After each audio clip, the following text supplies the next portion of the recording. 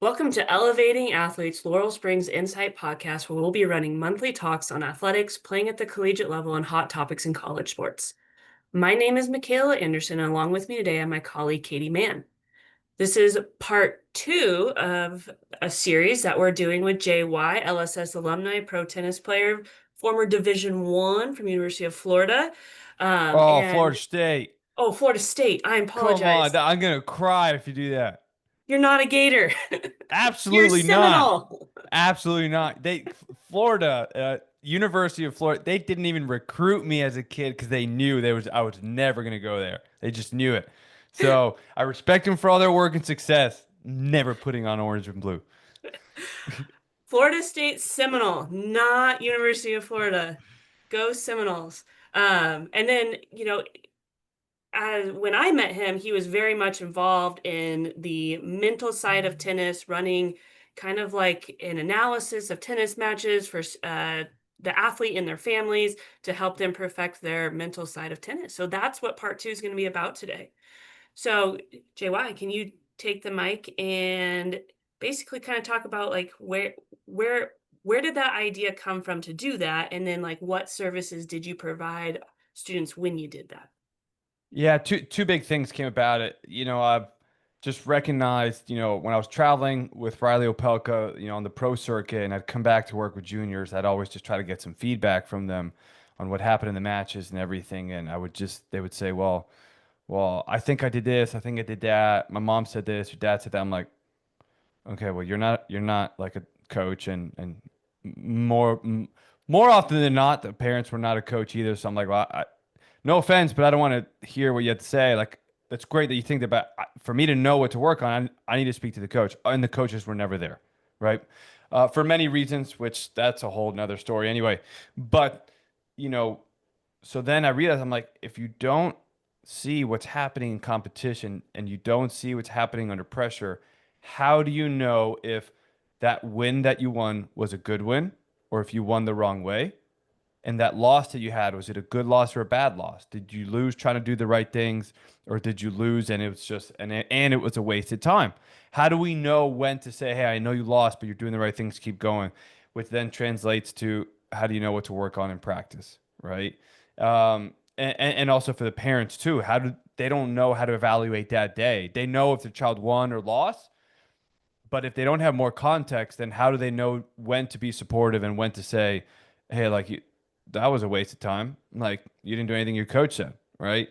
So, that's when I'm like, all right, I got to get more involved. I really got to want to help in this area because it is absolutely crucial. Pro players have a coach as at every match. If now they're the best players in the world, and if they have a coach there and they need feedback, why not junior players and junior parents who know even less, right? Which is fine. We all are where we are. So I just tried to bring that into that. And then at the same time, the second part of it was I actually probably spent more time talking to parents than I did the kids because the parents needed a lot more help understanding like, where's my child on their journey? Are they doing the right things? What do I need to do next? Is this tournament the right thing to go to? My child had a complete breakdown today. How do I handle that? They got cheated today. How do I handle that? And I love those questions because you can have the best coach in the world with the best young tennis player with this amazing mindset and confidence, and it can be absolutely ruined by a parent that is very well intentioned.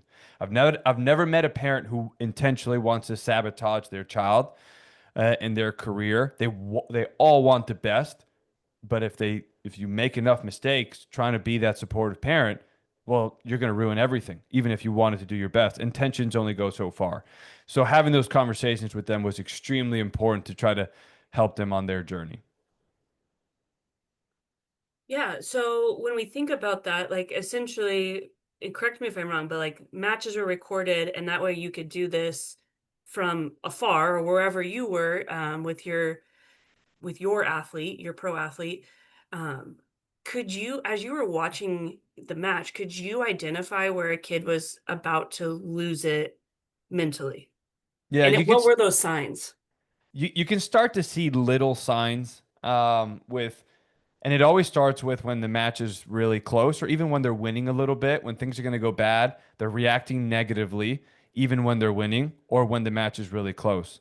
And when I would talk to these players, I'm like, if you're reacting negatively when you're winning, well, then what do you think is going to happen when you start actually losing in the overall match? Because almost every game you're probably going to lose a point or two. So technically you're losing something all the time. Federer said it all the time in his speech. He lost like 48% of his points in his life, and he was still number one in the world. We all know his success story. So if you can really feel like it's a terrible day if you focus on every point you lose. So, but there's an overall match that needs to be played, and the overall match is what needs to be won, not every single point you're playing. And so I could start to see these reactions, and I'm like, if they lose this next point, it's going to get bad. And then if they lose the second one in a row or two out of three, it's going to spiral even more. Their opponent's only going to get more confident. And then from there, it's just going to spiral. And so trying to get them ahead of like all these potential issues and reframe their mindset, catching themselves and all this stuff, it's just so predictable when things are going to go right or wrong. Now we don't know if they're going to be able to execute when they have a good shot and things are going well, but you can tell when they're going to be in good position, which is all you can do as a coach. Just try to help them be in good position, and then from there, you just leave it up to the hands of the tennis gods. So when navigating, like leading up to, say if you were in person, right? Like obviously we know that you cannot be in person for, every family you had consulted with. But if you were, or if you're giving advice to a parent or another coach who is in person, if they are seeing these moments leading up to that crash out, how do you bounce back from that crash out before it happens? Like what do you do to kind of flip your mental game if it's already tracking down? Well, the hard part about tennis is since there's no coaching in the middle of a match, like you just have to let it be. And I see a lot of parents, a lot. It's unfair because it makes it sound like it's more than 50%, but I've seen enough parents that what they try to do when their child is actually starting to spiral is they think by being louder and clapping louder and being even more supportive after every point, like, it's fine, you got it, come on, you're okay, you're right there, you're in this match. You're actually going to make it worse. Like, because like they're mad, they're angry, right? They don't believe that things are going to get better. They don't believe in that moment they're in this match. For them, in that moment, they're feeling like they're actually going to start to lose even more. So for you to pile on them and be screaming or shouting or clapping, like you're actually going to make it even worse. And that's really difficult because you want to try to impact the match and you want to be supportive, but like it's actually not going to help. It's actually better to just sit there and do nothing and just be calm. Be that point where at least on the side of the court they have somewhere calm to look towards to, and that's it. Because if you start clapping and you make it worse, there's going to be a point in time where they're going to be mad at you now, right? And they're going to want you to leave, and they're not going to want you there, and they're going to develop some animosity because of how you're behaving towards them. It's illogical. I get it. It doesn't make sense. Like they shouldn't be acting like that or doing these wrong things, but it's their time. It's their world. We can't coach them just yet. Pro space you can, college you can, but in juniors you can't. So you have to be very delicate with how you support them, especially when things are going wrong. You just have to be like, you know what? If they're going to ruin it for themselves, they're going to ruin it. So, and talk to them after the match, but during, just don't make it worse. And sometimes they try to over support, but I think we all know it. Like if you're angry as a person and you see somebody, it's like when somebody tells you to calm down when you're not calm. Like don't like that's only gonna make things worse. So it's the same thing with your kid on the court. Don't be like, hey, calm down. They're not gonna calm down, right? So don't make it worse and then be the parent that they don't want to be there. So that's the hardest part. Side note, I did create a match journal. I think journaling is a big thing because you can write down some notes where in the middle of the match, if they can remember to go to their journal, they can at least open up and hopefully be reminded of what they should be working on and focusing on. To me, that is as good as you can do in a junior tennis match. Hopefully they have that tool ready and they're mature enough to go look at it and hopefully it can save them and they can learn something. There was one player that we had to go so far. I actually mandated because there is a point where as a coach, I'm like, look, either you do this or I'm just not working with you anymore because it's just not working. So we all get to a point where like, okay, you can only be so nice for so long. You either do this or we're out because Parents are spending a lot of money on this. I forced them to journal in the middle of the match. They had to journal. They had to get a pen, open that journal, and for 30 seconds they had to write something. And but then they had, so what does that do by focusing on actually journaling? Well, they have to be able to put their emotions aside and write something down. So for at least a certain period of time, it clears their mind. Two, they get to write some of their emotion down. But then at first, all these notes were just emotional, not helpful. So they're helping get some emotion out, but they weren't also thinking properly. And so then I'm like, no, you have to write productive things now. Like toss higher on the serve, better routines in between points, or I need to be more positive, whatever. So I'm like, if I don't see productive journaling, then I'm out. And then they started writing productive journaling and they actually got better. And the results started getting better because they knew like I have to do this. So that's one tool to journal, but I think that's the hardest part. Like when they're spiraling in the middle of the match, that's what I think is so great about tennis. It's the same thing as an adult. You're in the middle of a conversation at your job or with another human being. Mommy and daddy are not there to save you. There's no coach there to hold your hand and tell you how to handle that conversation. You have to be able to handle it and say the right things and act the right way. And if you don't, there's going to be repercussions. That's what's so great about this sport for kids. It's a tough one, but if they can learn it, it's going to be really beneficial later in life. So as you see, and I think this is more prevalent in individual sports in general, it's not just like a specific tennis thing, because in team sports, I think it's masked. But as you see a kid that's all of a sudden like, man, I just had this bad match, and now there's like that self-doubt set in, and then you see it return right into their next competition, and they're kind of headed down that path of like, this is not good. How, what are like ways that they can help themselves or their support team can help them go back the other way into that positivity, thinking I got this, I can do this, that match did not define me, and so forth. Is that a skill set? Is it learned? Is it inherent? Is it? I think it can be learned and helped to a degree. At the end of the day, it's still up to the athlete. But to me, let's start with why is a player uh, acting that way and feeling like they just have no confidence and they're negative and they don't feel like they can win. And a loss had a huge impact on them. So it's because they're getting to a point where they don't see a path forward. They don't see how they can win those matches. They don't see how they can beat those players. They don't know the solution. So, whether they so that's so important. We need to provide them the solutions. We need to show them the path forward. Most of these kids can't see what the coach sees. So they have to give them, like, you lost this match. That's why it's so important to watch the matches because they're going to get off the court and they're not going to 100% know, or if they think they know, but they're wrong and they try to fix that, but they're fixing the wrong thing, they're just going to lose again because they don't know exactly what to fix. So by watching the matches, I would say, look, and then going over it with them, I would say, look, you lost a match because you did this. If you do that, you're more than likely going to win. They lose to them again, and we watch the match again and be like, no, you still didn't do it. You still did that. It's the same thing. Or they try something else. It's like, no, you did something different, but you still didn't do this. So for them, it's like the people who have the most belief are the ones who see the path forward. They know the solution. They really see the path to victory. But when you're kids, you only know so much. You only know so many strategies. You only have so many skill sets. That's the other thing. Maybe you wanted to do that, but you actually don't have the skill set to execute that strategy. You need to develop as a player. So you need to improve the skill sets. Maybe you need to come to the net more, right? But if you can't volley, you might come to the net more, but you're still going to lose. You can come to the net all day long if you never work on your volleys, but you need to get to the net more to beat your player, to beat opponents. You're still going to lose because you don't have the skill set to execute. So you then have to go back and practice.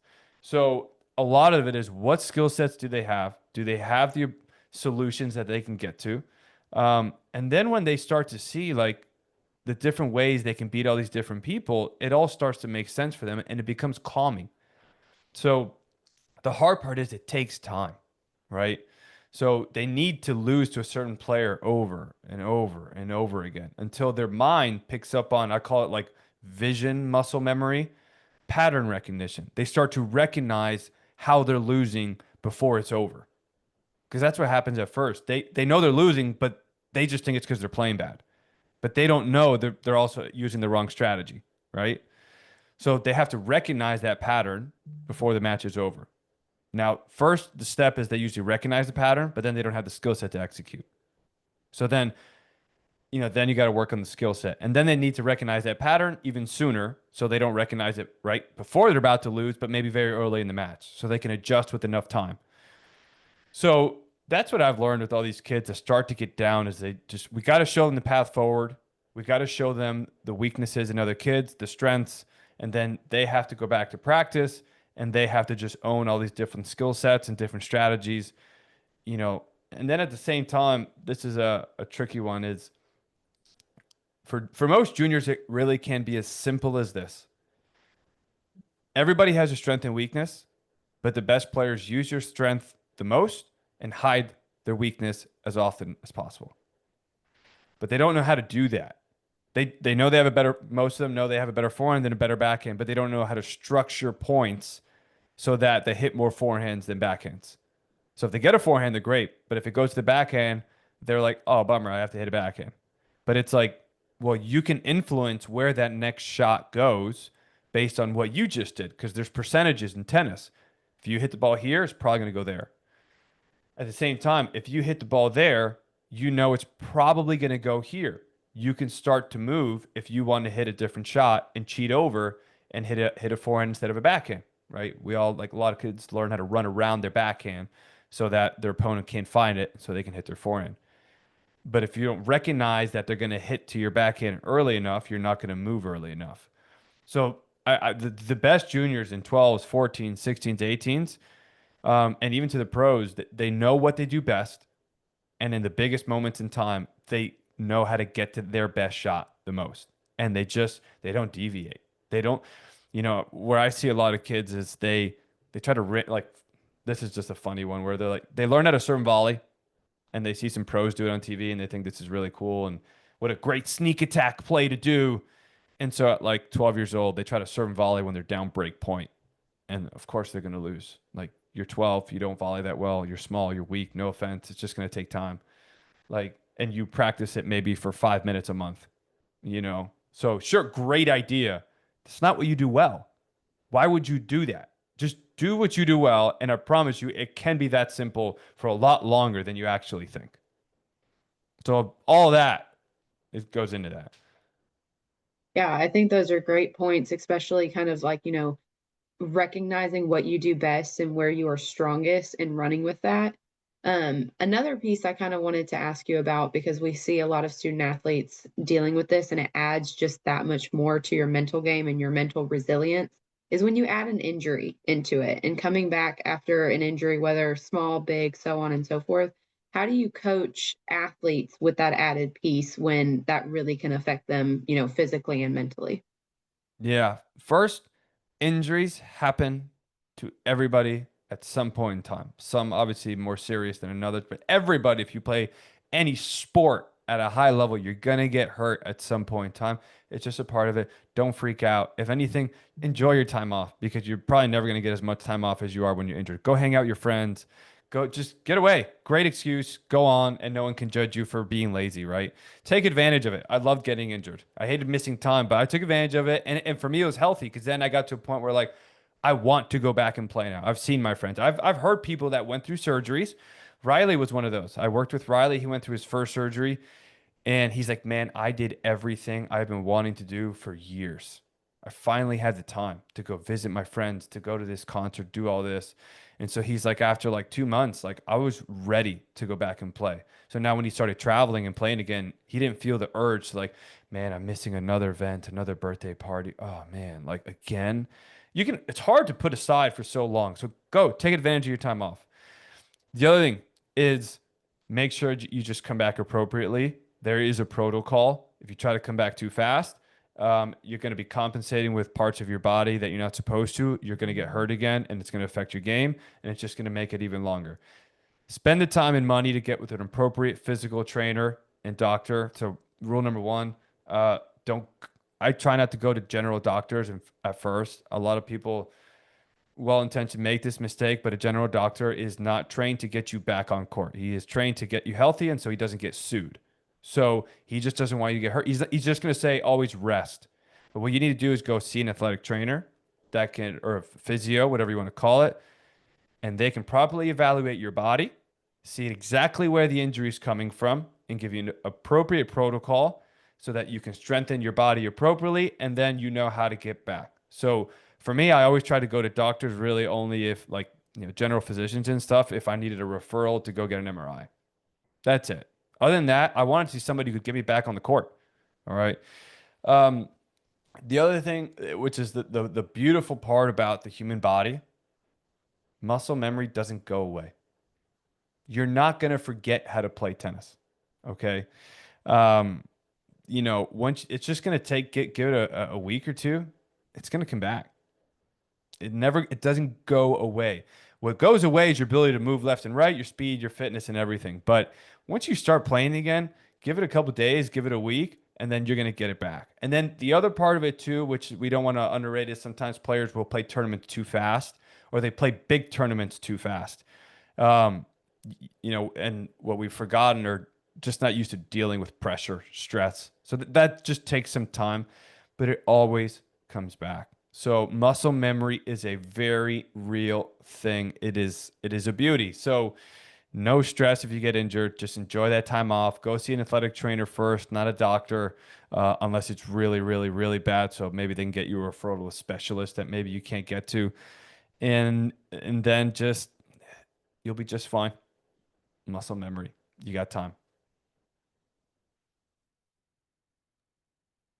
So as athlete is coming back, whether it is injury or, there are points in times where I firmly believe that athletes need to just take a break and like reset themselves. As they're coming back from either of those two things, do you have any advice for them, like to basically retrain the brain of I can do this. I can win. I can like so they're not nervous. I think all three of us on the screen have been around athletics long enough to like, there's always the athlete that throws up before the match tournament competition. So like how do we get away from that nerve ruining our opportunity to come back? So I know this wasn't exactly your question, but I think it's important leading into this is, a lot of parents and kids too, is they try to find ways to play relaxed, to get to play stress free, and to play without having nerves. Okay. Nerves will never, ever, ever go away in your entire life. Forget tennis. You will be nervous as an adult. You're going to do things you're uncomfortable with, stressed out about. It is never going to go away. So don't focus on the nerves. Okay. Embrace it. Just take it on. It is what it is. Like if you care about what you're doing and it's important, you're going to be nervous. That's okay. What we need to have is one to make sure we prepared correctly, because that's going to give us the confidence that, everything's going to be just fine. Okay.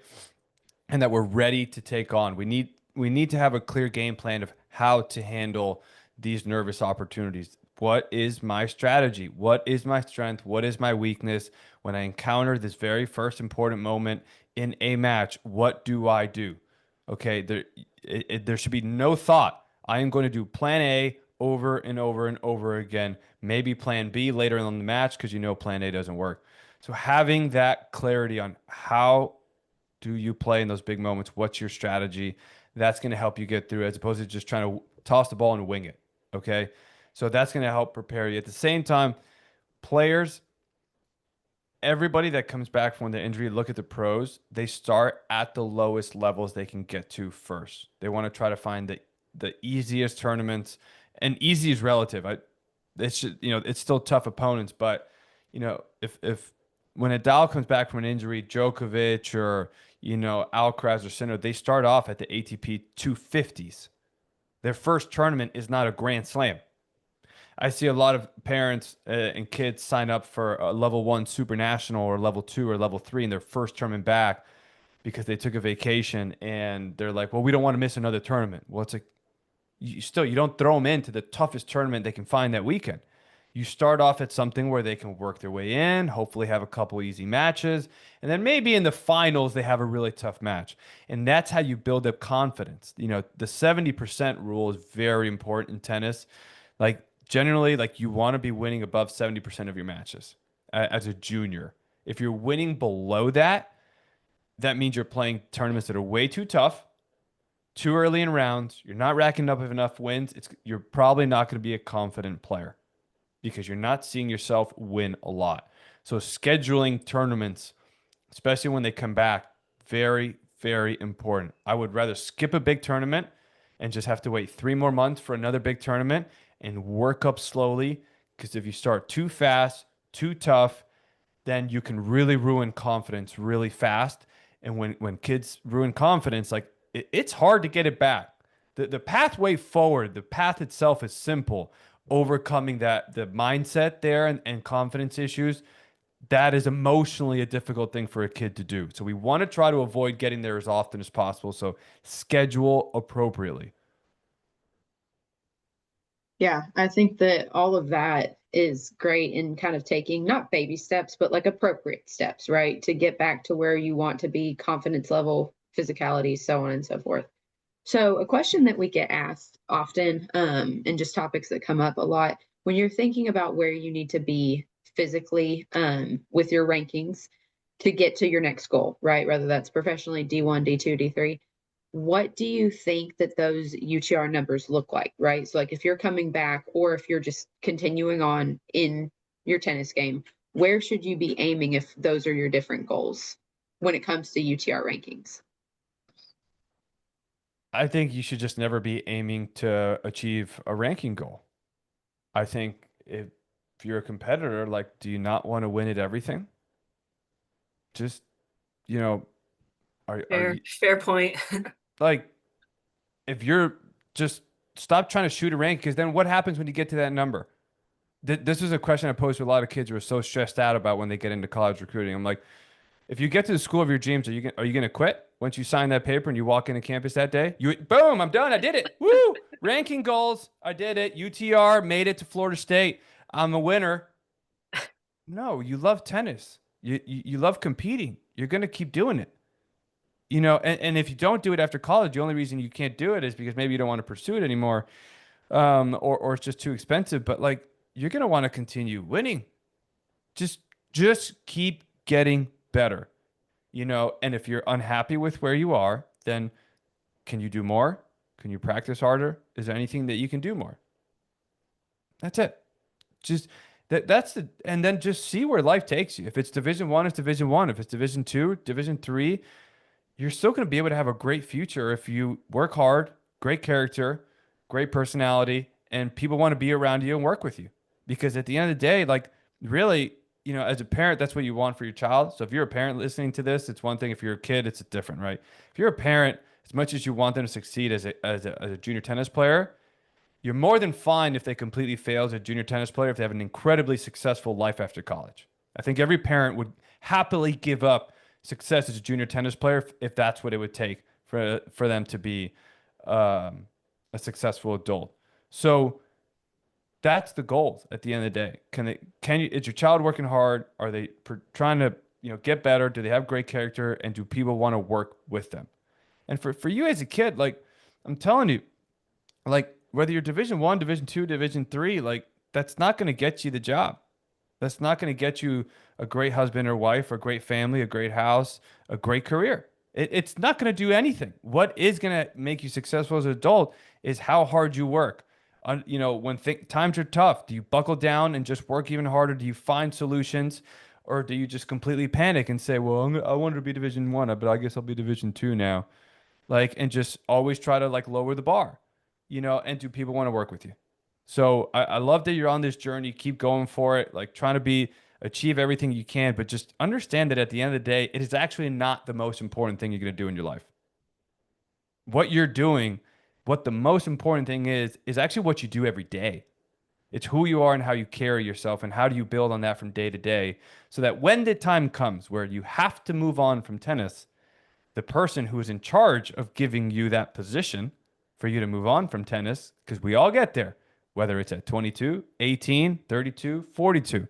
Djokovic looks like he's going to play till he's like 41, right? Aaron Rodgers at tennis right now. At some point, you're going to need a job. And at some point, somebody else is going to be in charge of your future at first. And they're going to want to take a look at all these characteristics and say, is that somebody who I want to bring on board? And that is actually something I've seen a little bit struggle with some tennis players, actually. This is a little bit of a warning now that I'm more on the corporate side and hiring and bringing players in. For all the benefits that tennis brings, it is also an individual sport. And sometimes it allows people to solely focus on themselves. And if they're in an environment where people only care if they win, they don't work on themselves enough. And then when the time comes for them to actually work with other people, no one actually wants to work with them. They were winners as an individual, but life afterwards, you got to learn how to work with others. There's no self-made billionaires and all this stuff. Somebody had to want to sit in a meeting with them and talk to them. Somebody had to want to buy their product. Somebody had to design it. Somebody had to do something with them. They had to partner with somebody. If they hate working with you, they will not work with you and you will not have success. Like everybody relies on somebody else for something. So that's something kids really need to be aware of. Okay. Just that's the most important thing. Who you are and what you do, and can you build on yourself from day to day? Follow up to that though. Does the UTR create a gateway into Division One sports? Well, I wouldn't say UTR, just your level of play in general.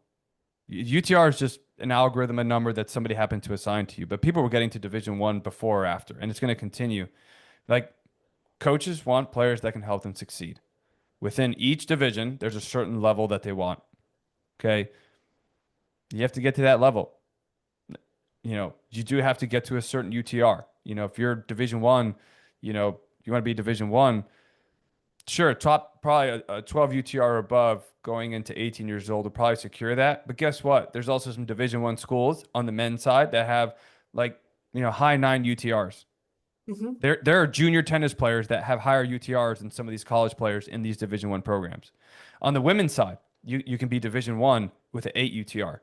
Okay, I know 15-year-old girls that have a higher UTR than some of these Division One players. So it's all like, is that the school you want to go to? Right? I know somebody that went to a Division One school, watched their practice, looked at it, and was like, I don't want to be a part of this. That's just not the environment I want to be at. I don't like this campus. I don't like the weather. Like they're not training hard. Like that just looked like I don't want to do that for 4 years. That's not how I didn't work this hard as a junior to great. Now I get an opportunity to say I'm Division One, but I'd rather not be Division One because that's going to be miserable 4 years. So a lot of these people make these goals of like Division One, Division Two, and sure, there's ranking goals. We can get there, but like you have no idea what that experience is like. You're shooting for something and trying to reach something. You have no idea what that life is like. So like don't focus on something you know nothing about. I think the same thing for parents, like Division One, so what? Like I know some Division Ones, like you learn nothing. You learn nothing. You can get by, like you can literally just waste your time and say you graduated from a Division One and not be ready as an adult. So like, and if you would have gone to a Division Three or junior college, maybe that's a great coach with great people, and they're really helping develop that athlete, and there's a great education there. So that's what I bring. I'm like, you're like, oh, I get these. I'm not going to be Division One or Division Two. Like, you don't even know what you're missing out on. Like, you don't even know. So like, stop crying to me about something you don't know about. Just get better. Just get better. You're unhappy with your results. Okay, get better. Let's go back to practice, and then just see where life takes you. No, that's great advice. I've always felt like we're way too focused on the number at times. Because at the end of the day, like we gotta love what we're doing. I mean, tennis or whatever sport you're choosing to do, like you have to love it or it's never gonna work out anyway, versus chasing results. Um, Last question I have for you, and I'll let Katie ask anything too if she has anything left, is with the analysis that was a part of that mental training side, when you worked with those families or in athletes, I guess that's the question. Did you work with the family, the athlete, or their coach, or were you their coach? Like, when you did that, who were you targeting as the audience behind that? All of it. I think no matter if I was the coach or if I was providing the feedback to their coach who couldn't watch the match, because some coaches just love being on the court 10 hours a day, but you still need to know what's going on in the match. So I would provide that feedback to them. Or some kids actually couldn't really afford a coach. And so this was a really cost-effective way where I would just write some practice plans for them and they could work on this stuff. So I was doing all of it. And I think, but I do think the player piece, the coach piece, and then the parent piece, they're all important. The ones who I found improved the fastest were the ones who, when I worked with all three, right? When um, I was able to speak to the player and go over the match. I would send stuff to the coach, and they would actually implement practice plans that were specific to what we were working on. And then at the same time, I was able to have time with the parents to help them understand how to manage everything. They improved the fastest. If I only had one of those individual things, they got better, but I was like, yeah, but it's still, they're not improving fast enough, right? Which at the end of the day, if you're a competitor, if you're not improving faster than your opponents, your results are actually going to get worse. You're getting better as a player, but relative to your opponents, if they're getting better faster than you, you're still going to lose, right? So that's a whole nother topic, which is just the dynamic of sports. You might be better than you were 4 years ago, but you're not actually worse than your opponents. This whole results type thing. But yeah, so I'd work on all of it. I think it's important that the more info I could put in and try to help them. And especially with, to me, the kids were always the simplest. The tennis to me was always the easiest thing. Hit ball here, don't hit ball there. Ball goes there, you stand here. Okay. All right. And then obviously it's a little bit more difficult if they have like a bad attitude and we're trying to work on their positivity and all that. But again, that's relatively simple. The harder part was trying to, can we implement a practice plan that actually works on this stuff? You know, too many practice plans for kids are working on things on skills that they're not implementing. So, like we talked about, like, you know, sometimes coaches will work on 10 different things in practice. If you're working on your serve and volley, like, and they're 11 years old and they serve and volley once a match, like, why'd you spend 30 minutes on a serve and volley? Now, if you do that once a month, twice, at some point you have to work on it, but if you're not spending enough time on like, this is your strength, this is how you use it. Hey, you're always going to serve. Some people don't even practice serve. Like, how much time did you practice your serve? It's the most boring part of tennis. Guess what? 50% of your points start off with you serving. So, but yet 5% of your practice is your serve. But then you get mad when you double fault. So that's where we start asking questions. How much time did you spend on this? How much time did you spend on that? And then for the parents, okay, you shouldn't, like, don't sign them up for this tournament. You should have signed them up for that tournament. Nope, give him the day off. Hey, sounds like he's a little bit tired. Just give him the day off. No, not a time. That was a good loss, not a bad loss. So the parent now is supportive on a weekend where maybe they would have been tough. So to me, it's a whole thing. I tried to hit on all of that.